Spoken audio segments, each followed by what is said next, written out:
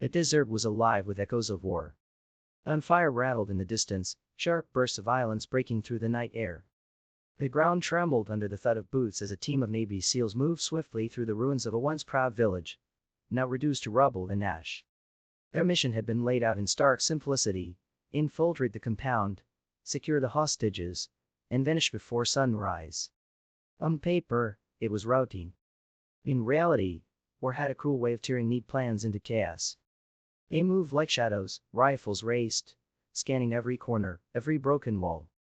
The air was thick with dust and smoke, carrying the acrid scent of burned metal and gunpowder. At the front was Chief Petty Officer Ramirez, a man whose life had been forged in battle. His face bore the wear of years spent on the edge of life and death, his eyes trained to read the smallest signs, the twitch of movement, the hint of danger, the quiet shift in his men's breathing. Ramirez carried the weight of every mission, every order, and every man who had never made it home. He had lived through enough to know that fate always had one more trick to play. It was then, amidst the ruins and gunfire, that he spotted her. A young woman lay crumpled against the shattered remains of a stone wall. She was in uniform. Her torn clothes clung to her, streaked with dust, dirt, and blood. One hand pressed weakly against her side where crimson spread across the fabric. Her other arm hung limp, trembling with every shallow breath. She was alive but barely. Medic. Ramirez's voice thundered, cutting through the chest. From the rear, Petty Officer Collins sprinted forward. The SEAL medic carried no hesitation when it came to his duty. He had saved countless lives under fire, each one carved into his memory.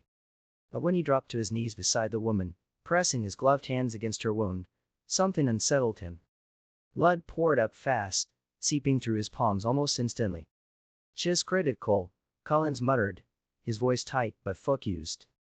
He opened his trauma kit, his movements practiced, precise. Adrenaline coursed through him, but his hands never shook. That discipline had been beaten into him by years of training, years of patching broken bodies under gunfire. Her eyes flickered open.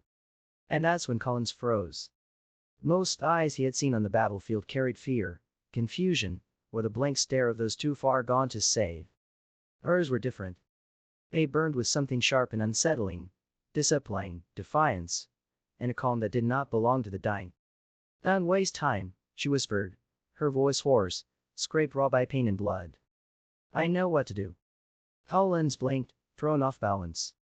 "What did you just say?" She coughed, red spilling at the corners of her lips. But instead of reaching out for help, her hand pressed firmly over her own wound, probing with the precision of someone who had done this before. She was panicking. She was pleading. She was assessing. Diagnosing. Ramirez crouched low, his rifle angled at the door, eyes narrowing as he studied her. "Who are you?" he demanded. Her gaze, sharp and unwavering despite the haze of blood loss, locked on his. "Not your enemy, not just a civilian, just trained differently." Collins shook his head in disbelief.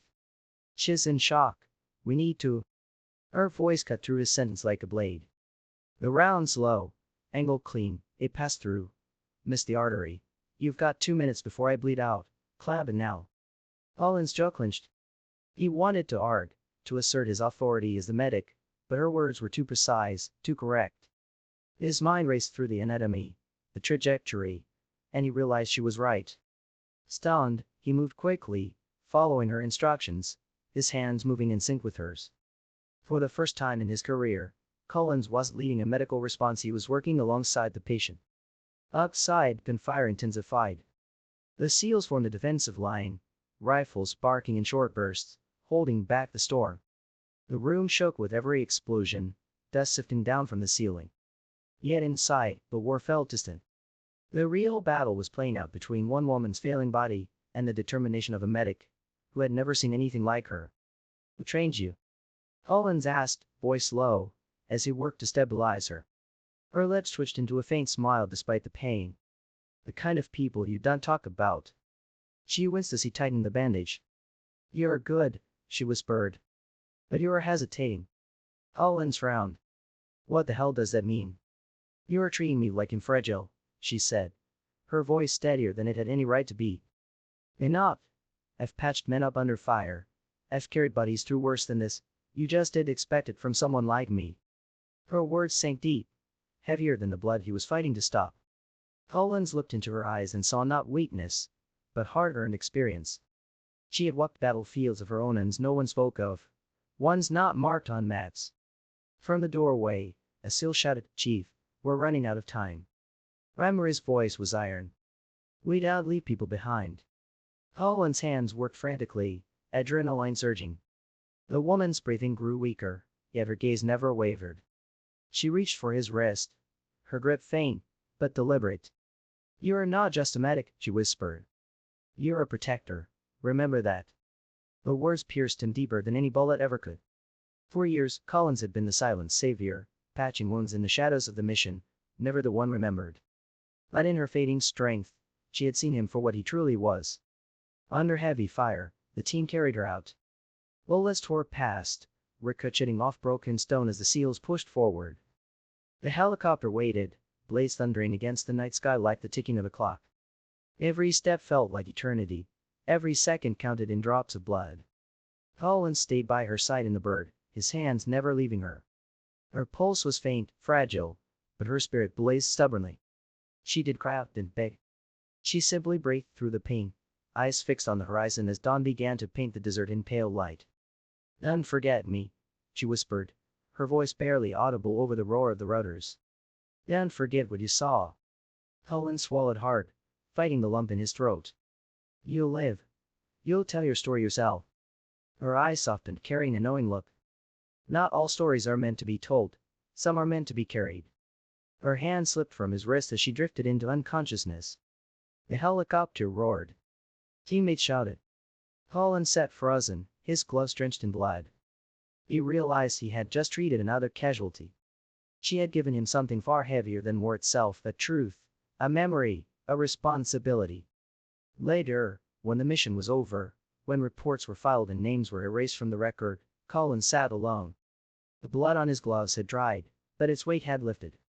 He couldn't shake her face, not in despair, but in reverence.